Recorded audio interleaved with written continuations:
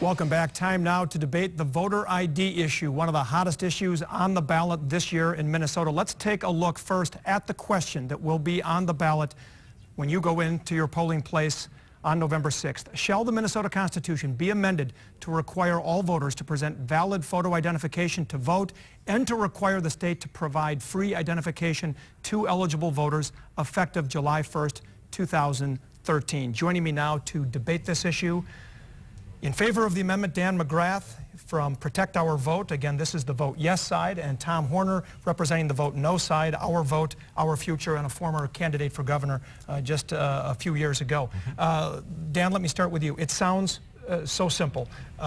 Show an ID, cast a ballot. Your opponents are going to say it isn't quite that simple. Is it really that simple? Well, it really is. The amendment can only accomplish what is actually in the text of the amendment. So a lot of these things that we're hearing about, possible future consequences are based on speculation only about potential future legislation. The amendment accomplishes four things: requires you to show photo ID to vote, requires the state to provide it at no charge, requires substantially equivalent treatment of all voters so that we're not creating two classes of voters like our current system does, and it requires a new fail-safe that the Supreme Court called a fail-safe ballot, called a provisional ballot, that ensures no one will ever again be turned away without a chance to vote in the polling place. Mr. Horner, everybody wants fair and legal elections in this state and in all states. Why do you oppose this amendment to the Constitution? Well, absolutely. We ought to do everything we can to make sure elections are secure and that they're inclusive. But a couple of things where I do draw a line of distinction with Dan. The first is that it's not a simple issue. What you see on the amendment isn't the law. And as Dan said, we can speculate on what the consequences are, but really, should we be forced to speculate on our most fundamental, basic constitutional right, whether or not we're going to be able to vote? The reality is that this is an amendment that is going to have to be written into law by the legislature, and we don't know what's going to come. What we do know is that it's likely to cost up to $150 million, money that will go back to the local governments, local property taxpayers who will have to pay that cost. It does add complications. It does add a second class of voter. Those provisional ballots are new. It does put them in a second class seat, and it has unintended consequences. And Danny's right. On the ballot is only really part of the amendment. It does leave many things up to the legislature and the governor. So is it really that simple, including, let's say, for instance, the provisional balloting, which Minnesota does not currently have, which means if you cast a ballot without an ID, they'll take it that day, but they won't count it until you prove who you are.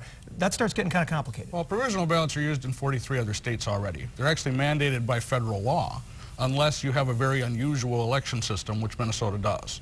North Dakota is another state with an exemption because they don't even have voter registration there, so they don't have provisional ballots. Most states do. They use them effectively. In Indiana, which has a similar voting population to ours, a similar voter ID law that our law is based on, had fewer than 4,000 provisional ballots cast in the 2008 election. High turnout, low number of provisional ballots. Well, but let me just make a point here, Tom, that look, under the way this amendment is written, we don't have to speculate on this.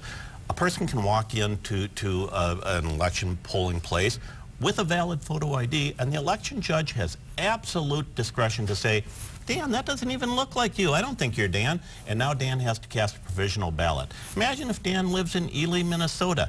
He's going to have to go back to Ely, get a new photo ID, drive 120 miles to Duluth, the county seat, just to make sure that he can present his photo ID so that his provisional ballot counts. That's the kind of consequences that we're opening the door to. And it may be that 43 states have a system that isn't like Minnesota, but it's only because Minnesota has a system that works, that is good, that has high voter turnout. Is that a realistic scenario that he's painting? How many people would this happen? If that was realistic, it would be happening now. It would be a problem right now because most people that use election day registration show their ID. So are election judges rejecting their identification and telling them that they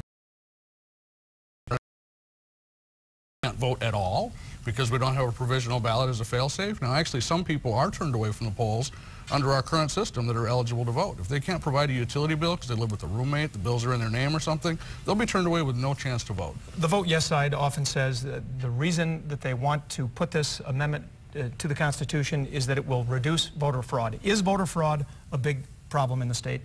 It's no problem. There has been no case of identification fraud. There have been a few cases of other kinds of frauds, mostly felons who have had their constitutional rights, their civil rights taken away for a period of time who have voted. But we haven't had any identity fraud at all in Minnesota. And keep in mind that we, in the last 4 years, have gone through 2 massive recounts where attorneys have spent millions and millions of dollars for all parties looking for problem ballots, and they couldn't find any. You say in 2008 there were problems in that very close U.S. Senate race. Yeah, we broke records for convictions for voter fraud in Minnesota following the 2008 election. We had never seen such a high number of convictions. How many in our were there, entire Dan? state's How history. many were there? 200. 200 out of how many ballots counted? 2.5 million, but another Dan, 1,099 that went Dan, how many of those were identity fraud? unprosecuted. How many were those, provable. Dan, how many of those were identity fraud? 6,000 election day How registrants many of those, provided names Dan, and addresses Dan, that you're didn't not check answering out. the question. They're challenged, but you can never identify the right person. If you use a false identity to vote,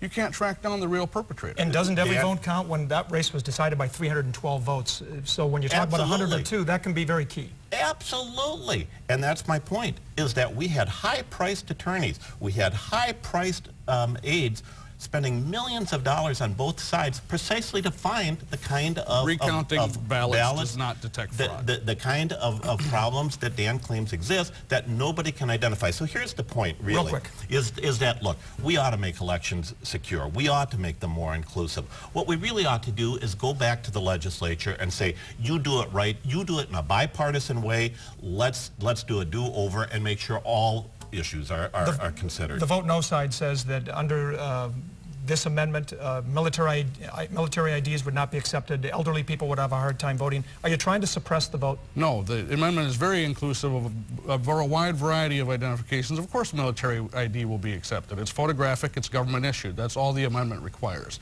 The ad campaign is misinformation that they're running, trying to scare people with all of these scenarios that are not based on the text of the amendment. 10 seconds. Okay, the legislation that was introduced, that was vetoed by Governor Dayton, did not include military ID. Again, we're back to speculation. That's an old bill. We're It's back not to relevant. speculation. It doesn't include military IDs in the amendment. We have to trust the legislature. We don't know what's coming. Let's just toss out the amendment, go back to the legislature, and do it right. I want you to each give me your best 10 seconds on why should people vote for the amendment or against it.